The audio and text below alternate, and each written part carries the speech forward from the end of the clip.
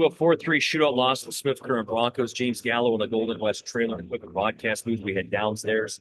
Magri Coaches Show with associate coach Scott King. Scott, a little bit of a tough game to assess. I thought the first period, physical, fast at times, but the second period till probably midway through the third, would you agree Moose Jaw not as sharp as you would have liked to have been and maybe didn't have the same attack that you had back in the first period?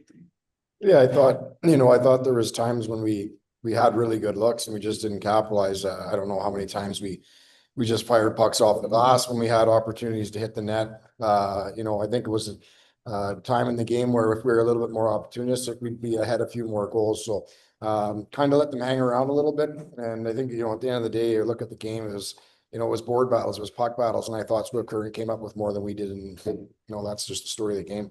Little hesitant on shots, do you think, for the Warriors at times, especially early in the third period, late in the second?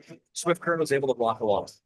Yeah, I think just beating that first guy, not worried about getting to that, just beat the first guy and let the funnel the puck to the net and see what happens. So yeah, we got too many shots blocked, and good for them that they're not afraid to wear them. So have to be a little bit more determined to get pucks through and get to the net. But I thought we had more than enough opportunities to score more goals tonight, and we just didn't. So at the end of the day, we managed to get a point there at the end, which is important. But obviously coming here, we're looking for two. Yeah, showed some urgency late. That's something you have to with your net empty and under 60 seconds to go. Pavel McKenzie tied the game up.